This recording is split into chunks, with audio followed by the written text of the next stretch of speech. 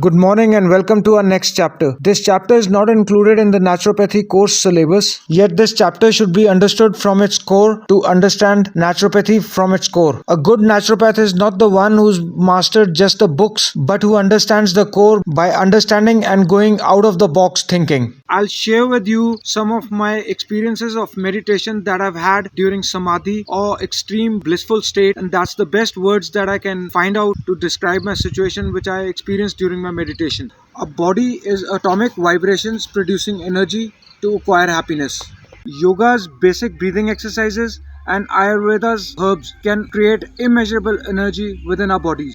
It stimulates atomic vibrations to boost brain power and boost immunity, fights almost any disease, and keeps us at a blissful state. Pranayam, breathing from alternate nostrils, long breaths, holding inhaled and exhaled breath, stimulating Om sounds, and consuming Ayurvedic herbs is a secret to good health no pharmaceutical will ever tell us. Genetically modified foods and mobile phone radiations are inducing disease and devastating our ecosystem. No virus or disease can affect us if we practice this with meditation. It will boost our consciousness to super conscious state.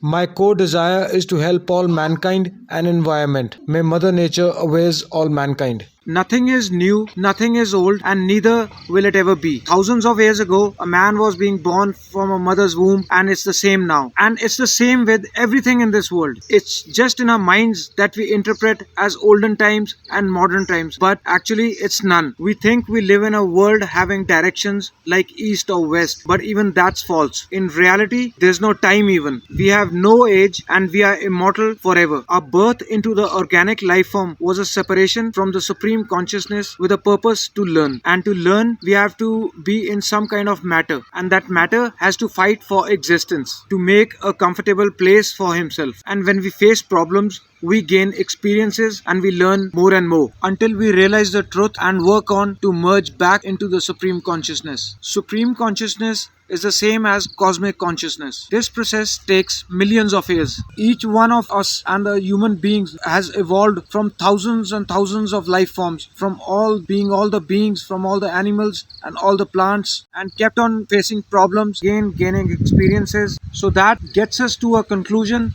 that we are a part of everything and everything is a part of us. We've even taken the form of metals and all sorts of rock forms and slowly evolving into a progressive life form. Basically, we've taken birth in the form of everything imaginable and unimaginable, and finally taking birth as a human being. And it's now up to us, either we go into progression or regression, meaning that either we go forward or backward. It depends upon our deeds, upon our acts. Like if we do evil acts and we behave bad, we are going to go into regression. We are going to go into much lower forms of life forms.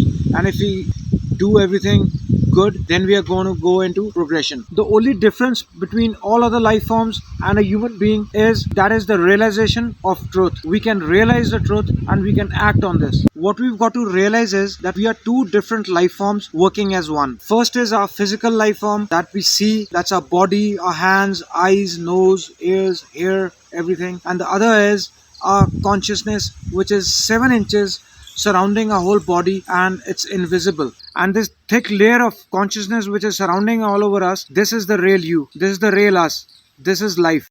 I'll give you an example. Nobody has ever seen air, but we know it's there. And if I ask you to prove it, you're going to move your hand like this, you're going to feel the air and you're going to prove it that yes, it's there. The same way, to prove our consciousness, if move our hands closer like this, and if we move them back and forth, we feel some kind of a magnetic pull in both our hands.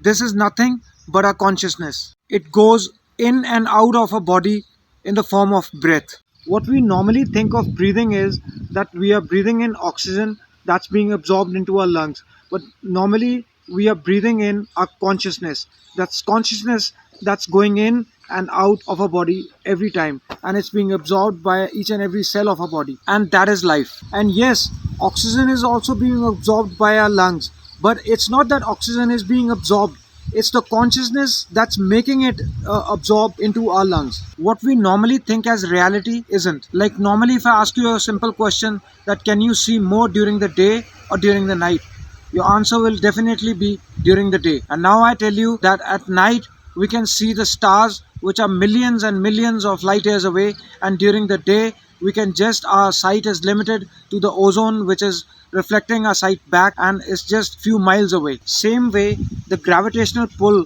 which seems in the earth is exactly the opposite. It's not that the earth is pulling everything and that's the gravitation. It's some kind of a phenomena, some kind of push from the etheric space that's keeping everything in its proper place. To prove it, I asked you the same question as I asked earlier. I asked you to hold a glass of water and hold it like at this height, and I asked you to leave it. It'll fall down if you leave it, it'll break and spill the water all around. Now take the example of this glass of water and our planet Earth. Our planet Earth is standing on nothing. There's nothing on the sides that it's standing on. It's resting on nothing. Scientists say that it's the gravitational pull of other planets which keeps each other in the proper place. But it's false in reality. It's the etheric space that keeps everything in its proper place. And it's the etheric space that's the real reality. It's the cosmic consciousness. We are a part of it. That is our real self. That is the real you. There is only one motive or desire of a man's life form, that is to work on to acquire happiness. There is absolutely nothing else that a man desires. There are three forms of happiness. Number one, short-term happiness that is acquired from materialistic possessions. Number two, temporary but long-term happiness acquired by relationships. Number three, permanent eternal happiness, a form of eternal blissful state acquired by fulfilling the former two and realizing the true purpose of our consciousness, realizing the truth. It can be gained through meditation, yoga, mantra jap, and many more higher forms of karma yoga. However, I gained it through meditation, yoga, and Shri Gayatri Mantra Jap. If you're not defined by the visions of your future, you're stuck and left with the memories of your past, and you'll be predictable in your life. Then it's no longer your personality is creating your personal reality. Now your personal reality is creating your personality. So it's time to meditate, disconnect from the environment and change the entire patterns of your neurological behavior. Every war is a war against ourselves. What you resist persists. To ascertain the truth, one must doubt all traditions, scriptures, and teachings, and all the content of one's mind and senses. Seek not abroad, turn back into thyself, for the inner man dwells the truth. Saint Augustine. Every major religion is referred to the inner guidance and its teachings. Spirit of Christ, the Atman, the God within. Its quoting has been given from years and years. The earth is believed to have been formed 4.6 billion years ago. The first 150 million years it began cooling and releasing gases from the lithosphere, which created the earliest forms of Earth's atmosphere. Prior to this creation of atmosphere, the sun's ultraviolet radiation made for uninhabitable conditions. But as the Earth cooled, further water condensed in the atmosphere and oxygen accumulated, making way for organic compounds. This formed single-celled organisms and then plant life, and then down through time the evolutionary chain continued, and then we arrive at a species that does not seem to fit as all of the rest. Homo sapiens take in a period of 9 months. They mix the 3.8 billion year evolution of all life on Earth. The human embryo repeats the evolution of all species. When the sperm and the egg unite, this new creation is a single-celled organism. Within ours, this single cell divides and multiplies more rapidly than any other species. 4 weeks later, the embryo begins to develop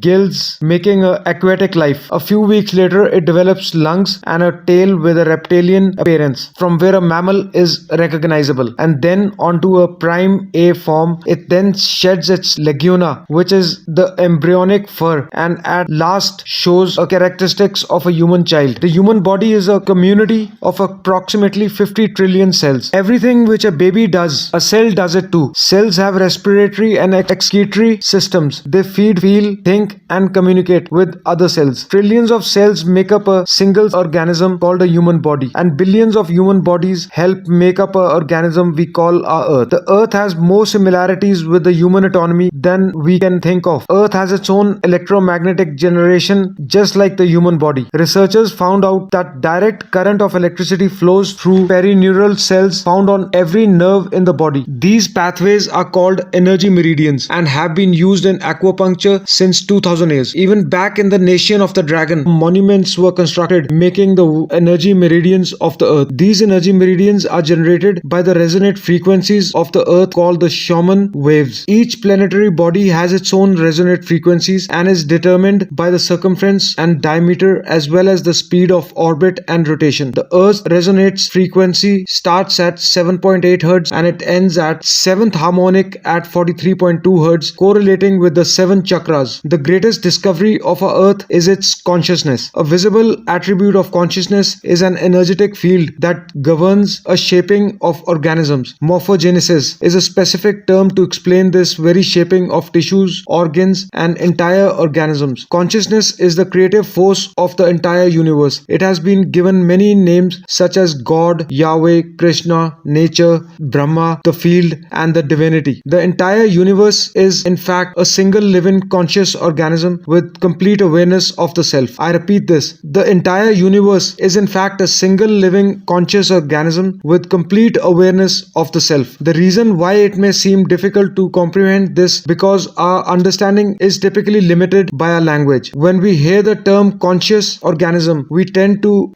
morphize it by its definition by giving it a human qualities. We mistakenly look past what an organism truly is. The definition of an organism is any living thing capable of response to stimuli, reproduction, growth and development, and maintenance of homeostasis as a stable whole. Our universe does all of these things. The consciousness of a universe is the responsible factor for the form and purpose that all matter assumes. The earth resonate frequencies are a result of its form. These frequencies are responsible for biological rhythms such as menstrual and circadian cycles as well as behavioral and emotional patterns. The frequencies are then picked up by flora and fauna, which are biological instruments that respond to the wave patterns. The wave patterns resonate from the cardinal structure of our head and coverage in the center of our brain, which is where we find the pineal gland. Believed in many cultures to be the spiritual third eye responsible for intuition, the seed of soul, where the mind and body meet. Each individual cell in our body receives an electromagnetic impulse from our central nervous system. They receive a very same impulse that was disseminated to every biological instrument from the earth. An explanation of our conscious universe has been attempted by religion, science, and philosophy. The neglective biological nature from any organism causes illness. A divorce from nature, exile from Eden, confiding of tongues, they are all symptoms not a biblical God or deity but the true self. The greatest and only threat to ourselves is our loss of self, the death of our divinity. As we go through history with oceans of information yet barely a drop of wisdom, where we've to understand how we lost ourselves. The sacred text and ancient scriptures left by our ancestors, we find an incredible link between stories of creation, a great flood, the war of the gods, the Messiah dying for the sins of man, and the prophecies and similar characters. The correlations show up in myths from cultures that supposedly had no contact with one another due to distance in geography and time. The common thread we find in all of the mythology has its roots in the stars. The spirit of myth comes with a deep meaning of the deep essence of each planet, not just the physical planet but the conscious core. Because now that we know that the proportions and velocity of a planet gives them their own characteristics, frequencies which govern biological and behavioral patterns. These planets reflect archetypal psychology of a man. In ancient times, the most important field of research was the study of heavens. Galactic bodies and movement through the skies was known to be symbolic of the inner faculties within human consciousness. Within all organisms, outdated science has only explained the physical world measured by our five senses. Only in esoteric religions, mysticism, and quantum field of science, we defined any attempted explaining where thoughts and emotions fit in the sense perceptible world. We also understand how that the humanity is a community of cells within the organism of the earth. The earth therefore is a higher organism that shapes our form and function. This higher organism in all other planetary bodies are governed by consciousness, just as we individual humans are. Therefore, the Newtonian belief that the galactic body is nothing more than lifeless forms floating in space, intended to mount in claiming that we humans are nothing more than composite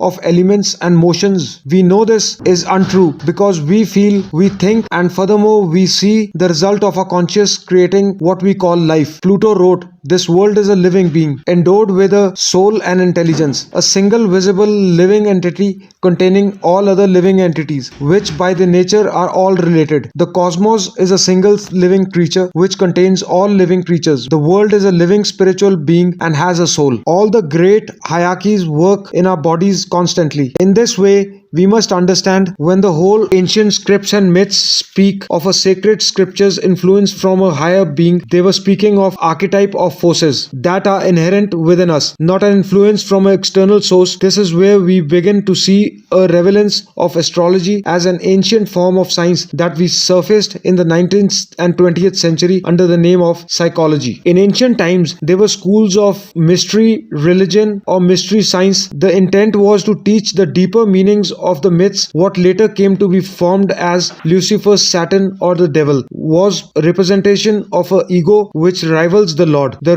representation of the self. The true self is the epicenter of the person's entire being. It is the total sum of everything that we are. The false ego, on the other hand, is the idea and concept we created about ourselves in the course of our lives, which typically excludes any qualities we don't wish to expect about ourselves. Humanity has been in doubt in freedom to choose either to obey the true self or to give in to the temptation of vanity and materialism of the false ego. This is the most notable trait that separates man from animal. The freedom of choice to follow our concepts and ideas or to our natural impulses, the choice to sustain nature or to destroy it. The freedom of choice weighs on the fate of the entire organism that we call humanity. Cancer begins with a group of cells within a community that fail to communicate with the conscious signal of the organism. Those cells begin to grow out of control and spread to other areas of the organism. This very disease is evident in our world today. The cancer upon our earth is the domination of our false ego and our divorce from nature. Collectively, among every human, vanity leads to segregation and competition, and that leads to fear and greed, and that leads to discrete immorality, and immorality is the breeding ground for illness, waging war on our earth. Every act of hatred and destructiveness in our world begins with self-hate and self-destructiveness, and that all beings with a breakdown in communication. In nature, all that we perceive with our five senses is a result of two fundamental principles. Everything in existence is made up of a relationship between vibration and matter.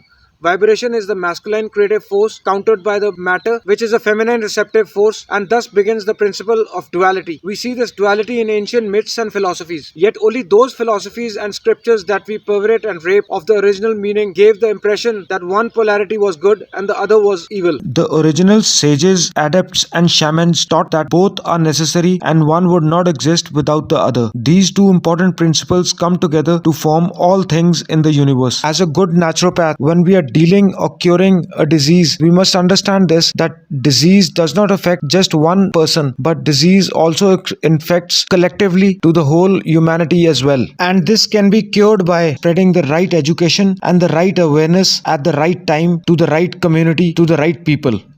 Thank you.